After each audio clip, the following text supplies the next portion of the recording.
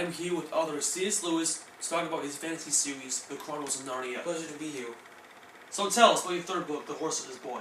Well, it tells the story of a young man who escapes the land of Narnia, and along the way, he discovers his twin brother, ancient tombs, barbarian army, and many more. Sounds like a very interesting novel. Yes, it is quite adventurous. So how did this whole series come to be?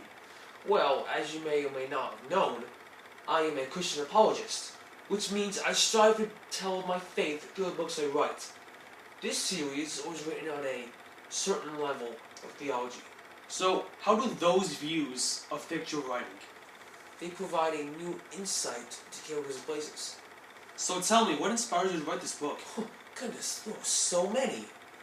I borrowed all sorts of ideas from ancient mythology, a few fairy tales, and of course some Christian themes. You certainly have a library of resources.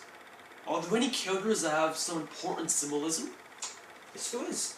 There was a lion named Osmond, who was the High King of Narnia. He represents Jesus Christ, and Narnia represents the Kingdom of Heaven. Interesting. Are there any central ideas or motives? The book symbolically represents one's own choice to leave their parents and discover themselves. It also conveys feelings of freedom and motivation, and natural versus artificial behavior. Now, as I was preparing for this interview, I read that this book has a more mature theme. Can we discuss that? Mature? Oh, I see what you mean. Okay, so this book was aimed at the young age of 8 years old and up. Well, it has quite complex vocabulary and has an extensive use of metaphors. For example, Shazza describes the sand, where he and his horse are going to Aardvark to stop Raberdash from attacking. So, what about the book's religious views? Well, apart from my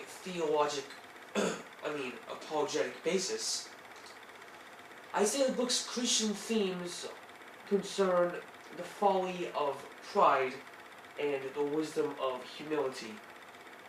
In the start of the book, characters such as Shasta or Artemis are very prideful of their own self-being.